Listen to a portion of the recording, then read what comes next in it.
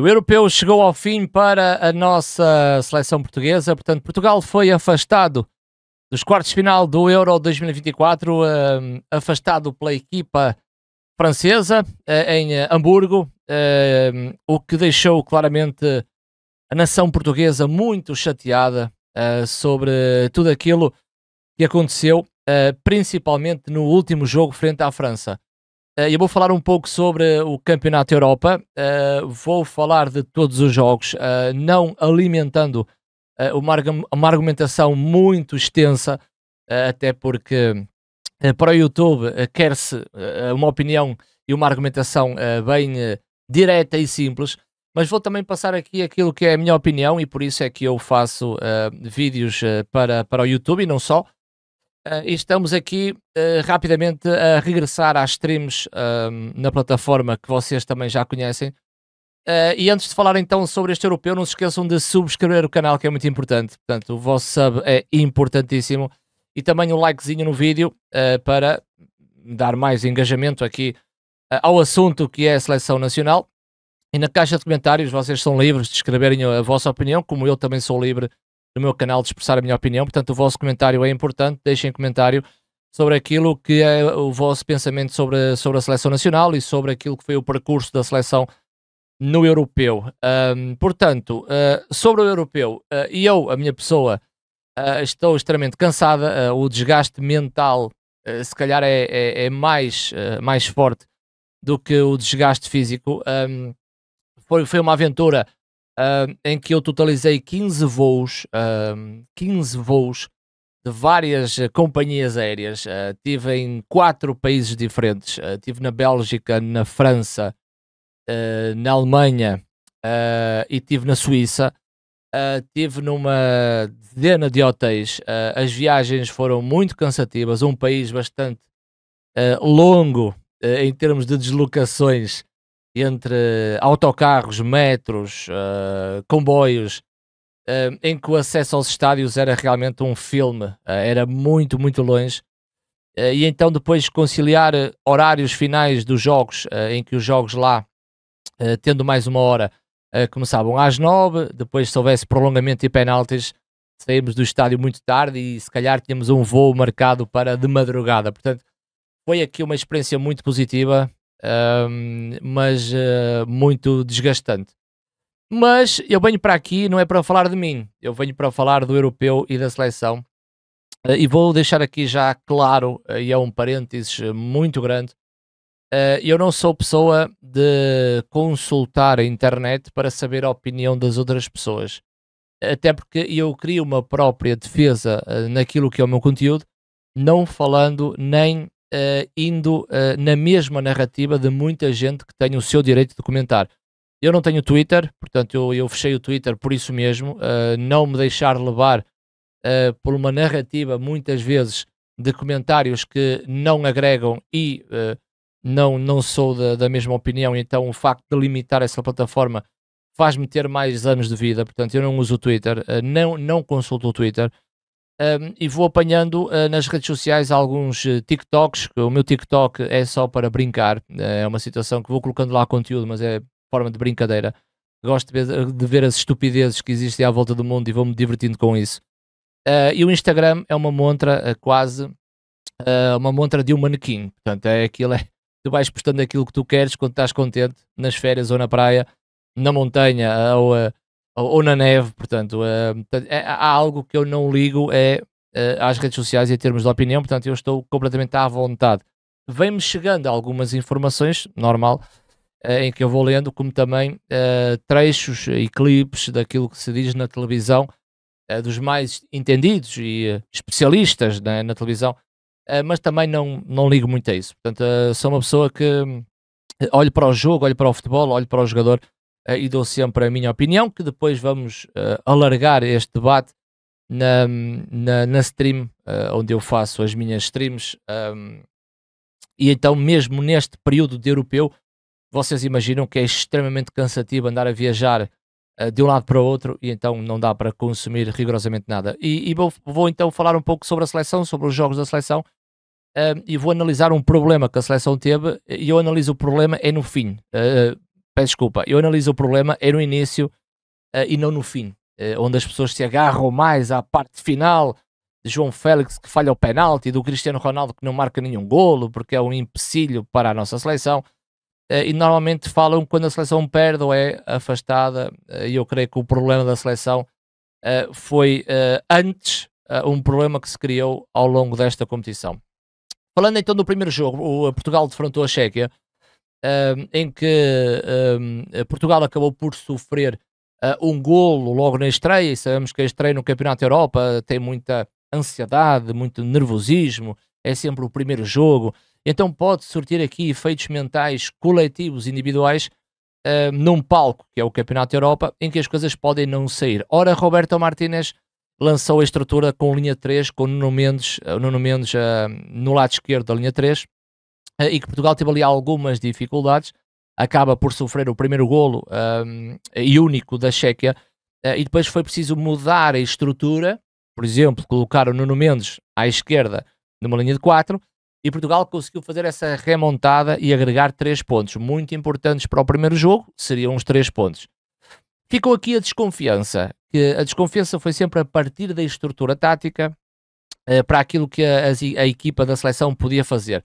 E essa estrutura tática, tu podes, como eu já falei no vídeo anterior, tu podes manter os comportamentos e princípios de jogo, és uma equipa de posse, tens uma equipa de posse. Mas podes alterar as estruturas. O que é que altera aí? Altera um pouco a dinâmica de alguns jogadores. E acho que contra a Chequia a seleção não estava nessa base de conforto, mas mesmo assim conseguiu o mais importante, que é ganhar. Numa competição como estas, independentemente da forma como tu jogas, tu queres é ganhar. Se jogares bem e ganhares, perfeição. Mas eu prefiro jogar mal e ganhar do que jogar bem e perder. Depois do segundo jogo, parece que a seleção entra aqui numa base de conforto que é o 4-3-3, em que na minha ótica trouxe a melhor seleção, o melhor 11 no 4-3-3, em que o resultado também foi bastante agregador. Num resultado em que há lá um lance que é o próprio Akaydin, o central da equipa turca, que num atraso de bola para o Altay, o guarda-redes da seleção turca, acaba por fazer o gol na própria, o que dá mais oxigênio à equipa portuguesa e diminui o oxigênio à equipa turca. Num estádio fantástico, que foi o estádio do Dortmund, e a seleção consegue vencer com uma estrutura 4-3-3 que vai desempenhar uma dinâmica associada também ao posicionamento do jogador e àquilo que ele quer fazer com bola e sem bola, mas o resultado foi bastante positivo para a seleção. Em 2 jogos faz 6 pontos, e estávamos aqui à espera de uma seleção bastante forte neste campeonato da Europa. Com o Cristiano Ronaldo a marcar ou não, o mais importante é sempre o coletivo da equipa. Ora bem, o problema deste campeonato da Europa começou no jogo da Geórgia. Eu estou perfeitamente à vontade para falar sobre isso, porque eu dei a minha opinião antes do jogo da Geórgia, e a minha opinião é pública, que foi o maior erro de Roberto Martínez. Muita gente defendeu essa tese e essa ideia como ele tem que experimentar novos jogadores para ver o que é que eles são capazes de fazer neste europeu. Pois bem, só que tens aí um problema sério, que é, não só tu alteras os jogadores, como alteras a estrutura novamente.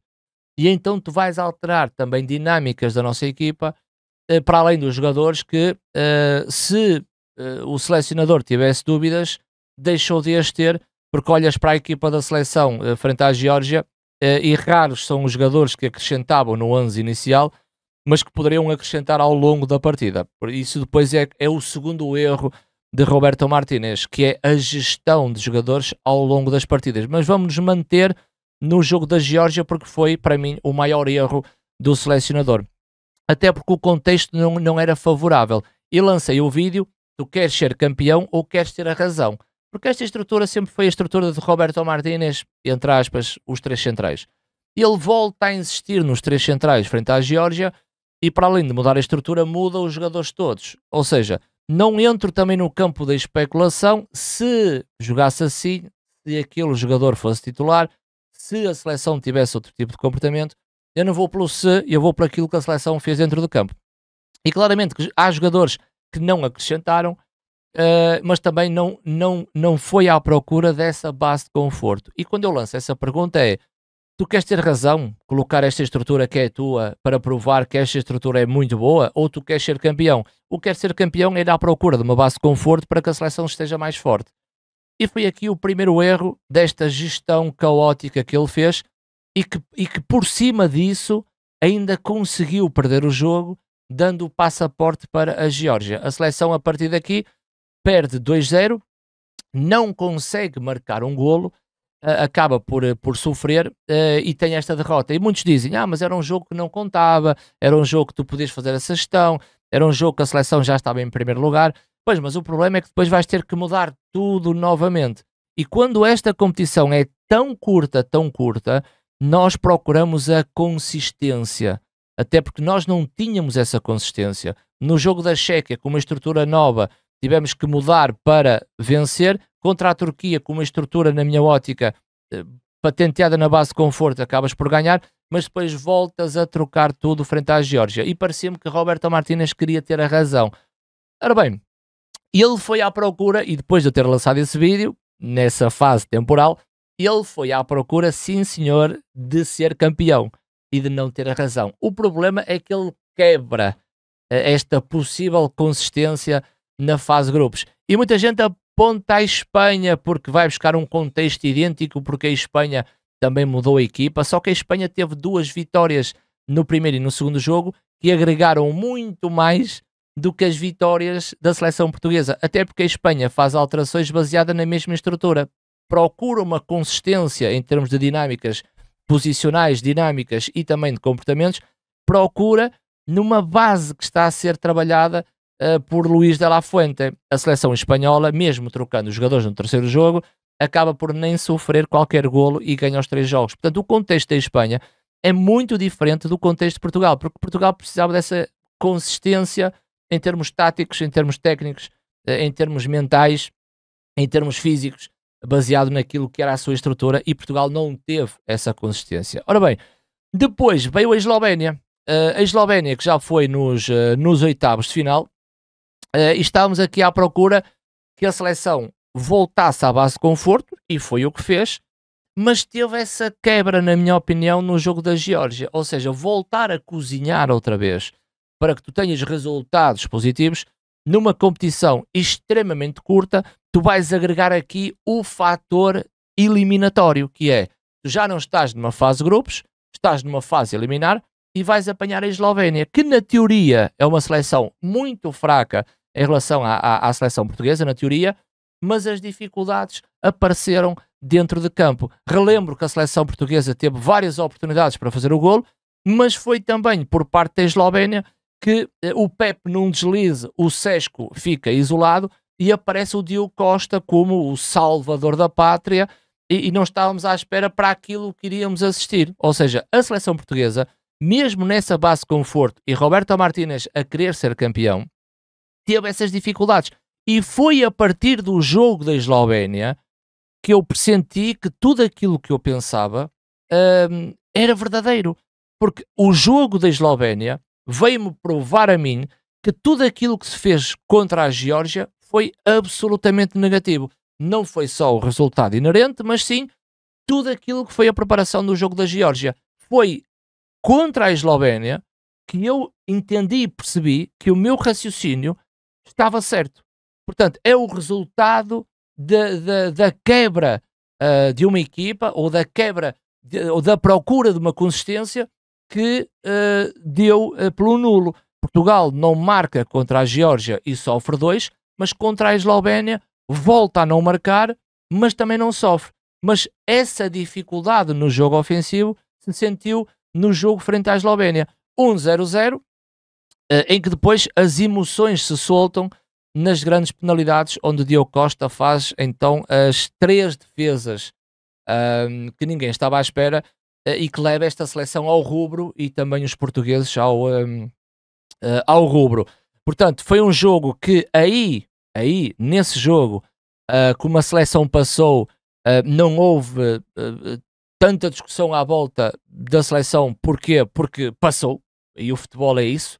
O futebol, a bola entra, é o maior, a bola não entra, é o pior. Não há o meio termo, é declaradamente uma coisa ou é positiva ou é negativa, e então falar sobre a seleção frente à Eslovénia, deu-se os louros a Diogo Costa, porque fez uma exibição muito boa, e que defendeu as três grandes penalidades dos eslovenos, mas depois veio a França. E antes de falar do jogo da França, eu vou falar do segundo erro de Roberto Martínez, na minha opinião. E o primeiro tinha sido o jogo da Geórgia, na preparação, para aquilo que era o futuro e a tal consistência. O segundo erro de Roberto Martínez neste europeu foi a gestão da equipa, né? E a gestão da equipa é muito fácil falar agora, porque os jogos já acabaram e temos resultados finais, do que treinar, treinar e executar. Isso é o mais difícil. Por isso é que só há um treinador e deste lado somos milhões de treinadores de bancada, portanto é mais fácil falar agora, mas sentiu-se durante as partidas que a gestão de Roberto Martínez não foi a melhor. E vou-vos dar aqui um exemplo que é o Vitinha. O Vitinha, para mim, foi o jogador do Euro, não tirando qualquer mérito a jogadores que estão no nível de Pep e do próprio Diogo Costa, mas o Vitinha foi, para mim, uma grande surpresa, não por duvidar da qualidade do Vitinha, mas o empolgamento e a certeza daquele jogador do meio campo era claramente o elo de ligação entre, por exemplo, Palhinha e Bruno Fernandes. Era a ligação, é quase uma artéria do coração, porque se a artéria deixa de funcionar e se não bombear sangue, o coração vai ter ali mazelas, né? Portanto, o Vitinha era esse tipo de jogador. E o facto de gestão feita ao longo das partidas, de tirar Vitinha para colocar outro jogador e mudar um pouco ali o meio campo, porque quer uma equipa mais ofensiva e tu perdes a ligação, acaba a seleção em forma de gestão ser caótica.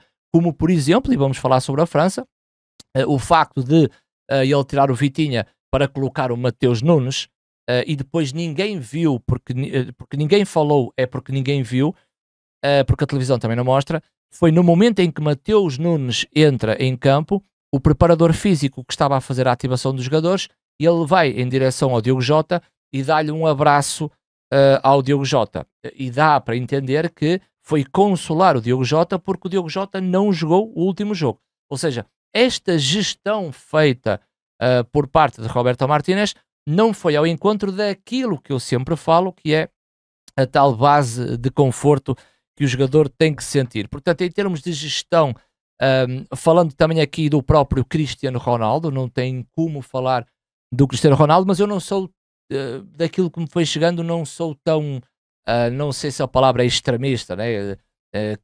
Agora, falar mal de tudo e de todos é uma coisa muito fácil, mas vamos ser sinceros.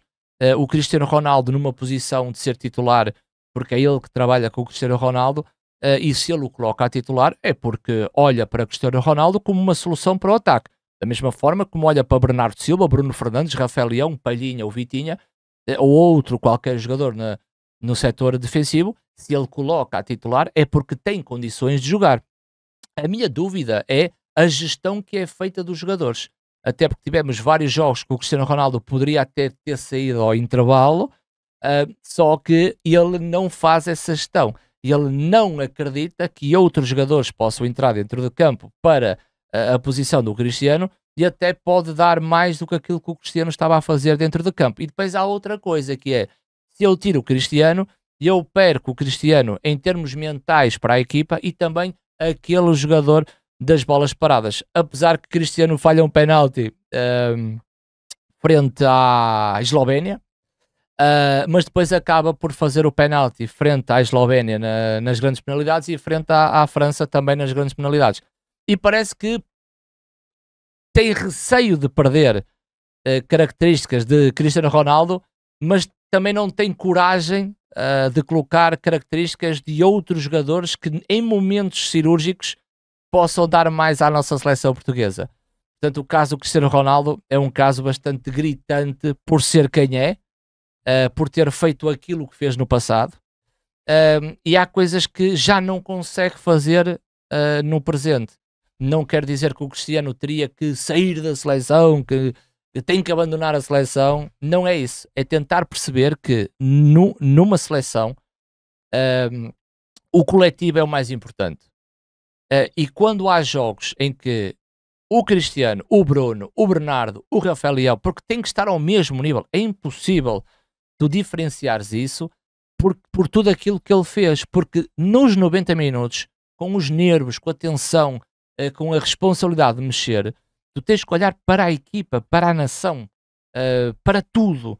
E creio que essa gestão por parte de Roberto Martínez falhou também neste europeu, porque se um jogador não está a jogar bem ou não está a acrescentar, a cada minuto que passe, esse relógio passa a ser inimigo do jogador e inimigo do selecionador. Portanto, tu é que tens que definir o momento em que tu tens que tirar o jogador ou colocar outro jogador. E é aí que Roberto Martínez falha, não só na preparação frente à Geórgia, como também nessa o segundo maior erro foi toda a gestão de Roberto Martínez. A França. Contra a França é o terceiro jogo que a seleção vem de 2 jogos sem marcar qualquer golo, e num terceiro jogo que na teoria seria uma coisa complicadíssima. Olhando para a França, que também está com dificuldades, Kylian Mbappé também não faz gols. A França que o primeiro jogo contra a Áustria tem o Wuber, tem um autogolo, depois empata com os Países Baixos, depois tem um penalti convertido por Mbappé, e depois contra a Bélgica nos oitavos de final, autogolo de Vertonghen. Portanto, a Bélgica também não está nesse caminho tão glorioso. Mas reparem, Dembélé, Mbappé, Thuram, Griezmann, Barcola, não faltam jogadores à equipa francesa, e então na teoria seria um desafio muito difícil, mas na prática acho que a seleção, durante a partida, em grandes momentos de jogo, a seleção teve por cima da França, e eu não me lembro de ver uma seleção portuguesa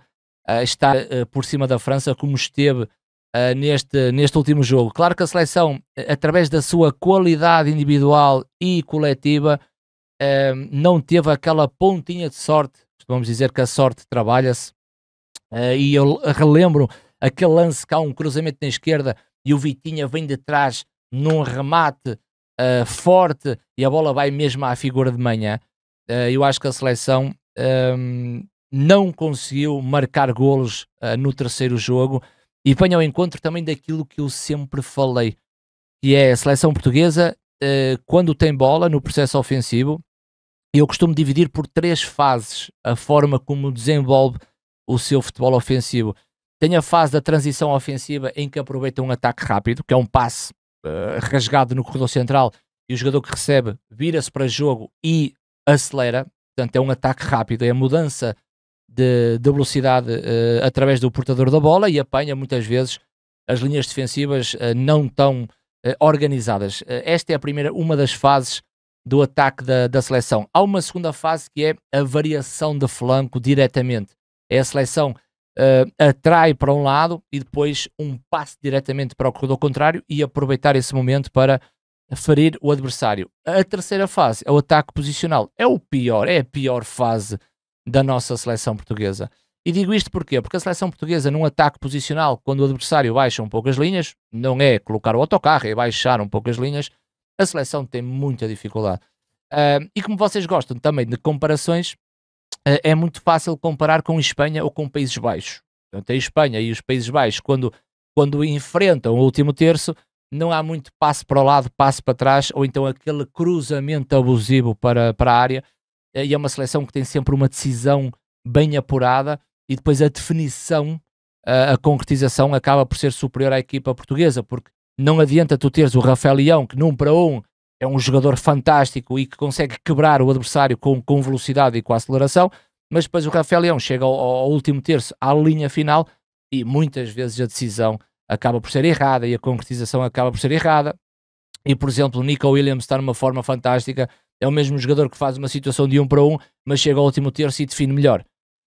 Portanto, há muitas dificuldades desta nossa seleção portuguesa nesse ataque posicional, em que depois usa constantemente Rafael Leão ou Francisco Conceição quando está dentro de campo, à procura dessa mudança de velocidade. Mas a esmagadora maioria do tempo de jogo da seleção portuguesa e ataque posicional é um jogo lento, é uma circulação lenta, é muito previsível, é o passo para trás, é o passo para o lado, e constantemente o Cristiano Ronaldo tinha que sair da posição porque a bola não chega. Sinceramente, a bola não chega. Temos muita posse, mas pouca objetividade. E falei no Cristiano Ronaldo, calma lá, porque deu o exemplo do Cristiano, porque foi ele que jogou. Porque se fosse o Gonçalo Ramos, teria que falar sobre o Gonçalo, se fosse o Diogo Jota, teria que falar sobre o Diogo Jota. Mas essas 3 fases da seleção, o ataque posicional acaba por ser aborrecido, e mais uma vez a seleção tem dificuldades em marcar um golo. Portanto, tivemos aqui 3 jogos da seleção que não conseguimos marcar golos. E depois o português tem muito esta forma mais preguiçosa de refletir e de pensar, porque estavam todos à espera que Diogo Costa fosse mais uma vez o elemento-chave nas grandes penalidades, só que a França, naquilo que foi a execução dos penaltis, foram muito bem marcados. O Diogo Costa bem tentou, mas a qualidade de execução dos jogadores franceses nas grandes penalidades foi muito boa. É claro que está aqui também uma discussão sobre o João Félix, porque falhou o penalti, que vai estar ligado. Eu já tenho uma certa idade, portanto, eu já vi centenas de grandes jogadores a iniciar carreiras e a acabar. Já vi centenas de jogadores nos bons e maus momentos, como eu também já vi jogadores a falharem um penalti num campeonato do mundo dos Estados Unidos 94, e que até hoje ficou ligado essa grande penalidade falhada por Roberto Baggio.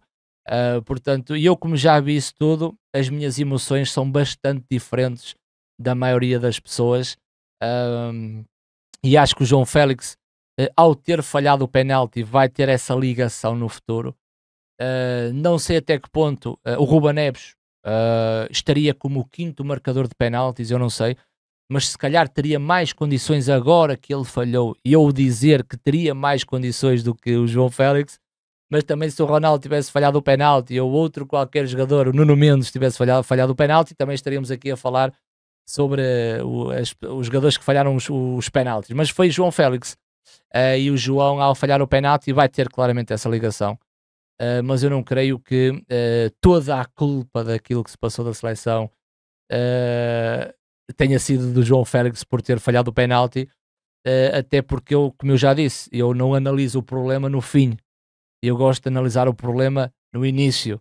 Como é que esse problema aconteceu e como é que eu posso evitar rapidamente de fechar esse problema. Eu não quero arrastar esse problema. E eu creio que Roberto Martínez, nesta análise fria, terá condições de perceber que durante toda a prova o problema da nossa seleção não foi o Cristiano estar a titular, não foi o falhanço de João Félix, mas foi um problema que se alastrou e que ele não conseguiu fechar a tempo. Isso para mim foi o grande problema. Coletivamente esta seleção não esteve bem, houve uma quebra de consistência, aliás, nem houve uma procura de consistência desde o jogo da Geórgia, e os resultados foram aparecendo com alguma, entre aspas, alguma naturalidade, até porque quando precisávamos do individual, ele também não apareceu. E não vale a pena bater em Bernardo Silva, em Bruno Fernandes, porque o Bernardo no City joga de uma forma e aqui joga de outra. O Bruno Fernandes, que acaba por marcar um gol neste europeu, e até foi o próprio Cristiano Ronaldo que lhe deu a bola e que ofereceu o golo a Bruno Fernandes. Não vale a pena estar aqui a bater no ceguinho, até porque não adianta, nós não vamos mudar a opinião do selecionador. Portanto, é uma coisa que nós gostamos de fazer, é falar sobre futebol, dar a nossa opinião sobre o futebol, por muito certa ou errada, é nossa, né? E analisando este europeu, abriu-se uma ferida frente à Geórgia, que foi o próprio selecionador que a abriu, mas depois teria que ser ele a fechar essa ferida e não o fez. Não teve essa capacidade na minha ótica de fechar essa ferida. Da mesma forma que vocês podem dizer, mas o que é que tu estás aí a fazer? Vai tu para selecionador de Portugal. Pois, mas eu não sou o selecionador de Portugal. Eu apenas estou a dar a minha opinião. Não me coloquem nesse lugar porque eu também não o quero. Eu só estou a dar a minha opinião. E acho que depois dessa quebra, ou de uma falta de caminho para encontrar uma consistência, as coisas foram se desenvolvendo de uma forma mais negativa, porque mesmo uma França que não está ao nível que nós estaríamos à espera, acaba por passar para a próxima fase.